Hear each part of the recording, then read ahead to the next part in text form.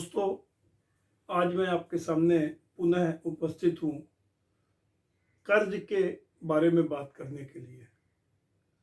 हमारा जीवन कैसे कर्ज में गुजरता है, क्या हम उस कर्ज को इस जीवन में चुका पाते हैं या नहीं। यह शरीर एक बाह्य आवरण है और इसके अंदर आत्मा या सूक्ष्म शरीर विद्यमान होता है। जैसे ही हम अपने जीवन की आखिरी सांस लेते हैं, यह आत्मा या सूक्ष्म शरीर हमको छोड़ देता है और यह नए योनि में प्रवेश कर जाता है। मैंने आपको पहले भी कहा था कि जब आत्मा अपने साथ अपने कर्म और संस्कार लेकर जाती है और जो कर्म और संस्कार लेकर जाती है, वही कर्म और संस्कार उसके अगले जीवन में, अगली योनि में कार्य करते हैं। हम इस दुनिया से जो कर्ज लेकर जाते हैं उसको अगली योनि में चुकाते हैं और अभी भी हमने जो पूर्व योनि में कर्ज लिया है उसको हम चुका रहे हैं। इस बात को मैं एक कहानी के माध्यम से आपके सामने प्रस्तुत करना चाहूँगा। एक सेठ जी थे जो बहुत दयालु थे, बहुत ही धर्म और कर्म में विश्वास करते थे। बहुत संपत्ति थी उनके पास जो भी उधार मांगने आता था, उन्होंने मुनीम को अपने आदेश दे रखा था कि जो भी व्यक्ति आए उधार मांगे उसको अवश्य उधार दे दो। उसको पूछना सिर्फ दो ही सवाल है कि क्या यह कर्ज तुम इस जन्म में चुकाओगे या अगले जन्म में चुकाओगे। जो भी उधार लेने वाला बोले वह उसके खाता बही में लिख दो। उसके पास बहुत सारे लोग उधार मांगने आते थे। जो यह बोलता था कि मैं सेठ जी आपका कर्ज इसी जन्म में चुका दूंगा, तो मुनीम उसके सामने ये लिख देते थे। और जो व्यक्ति कहता कि मैं आपका यह कर्ज अगले जन्म में चुकाऊंगा, तो मुनीम उसके सामने यह लिख देता था कि यह कर्ज अगले जन्म में आएगा।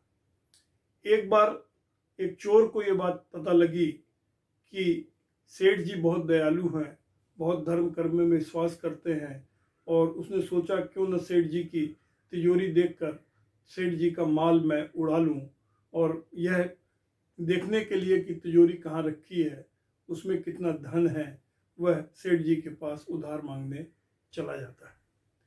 जब वो सेठ जी के पास पहुंचता है और मुनीम से बात करता है कि मुझे ये कर्जा चाहिए, तो मुनीम पूछता है कि आप यह उधार कब चुकाओगे। तो चोर ने चालाकी में ये कहा कि मैं ये उधार आपका अगले जन्म में चुकाऊंगा।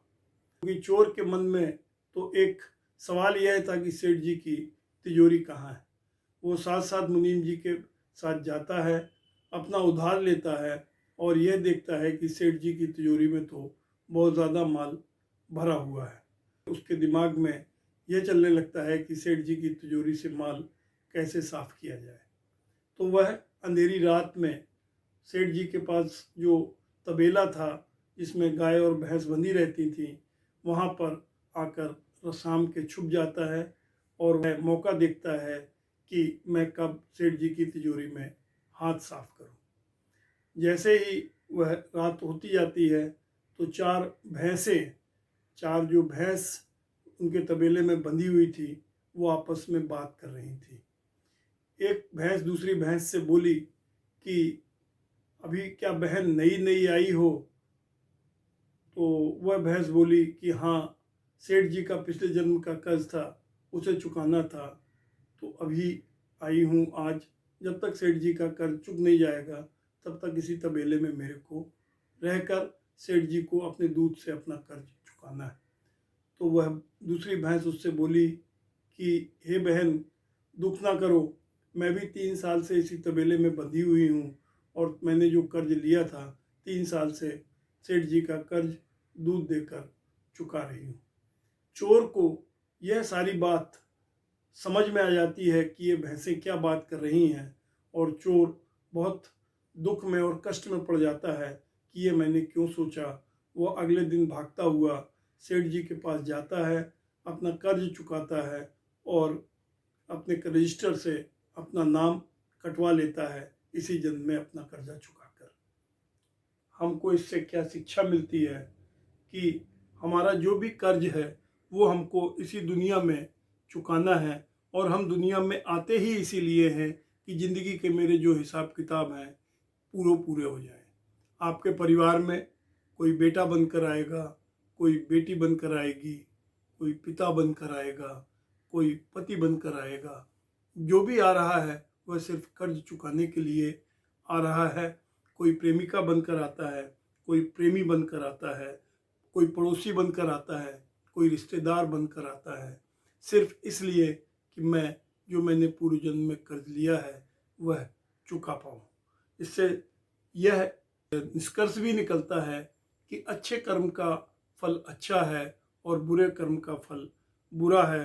अतः मित्रों, मेरा आप सभी से अनुरोध है कि यह जो हमें जीवन प्रभु ने दिया है इसमें खूब भक्ति करें, खूब दान पुण्य करें, खूब लोगों की सेवा करें, और अब प्रभु के भक्ति में अपना मन लगाने की चेष्टा करें।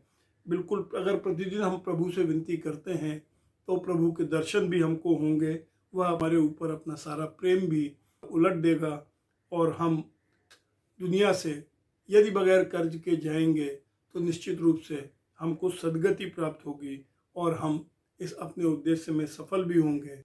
यदि आपको यह वीडियो, जो सूक्ष्म वीडियो है, अगर यह आपको पसंद आए तो इस चैनल को सब्सक्राइब करें, लाइक करें और इस पे अपने कमेंट दें।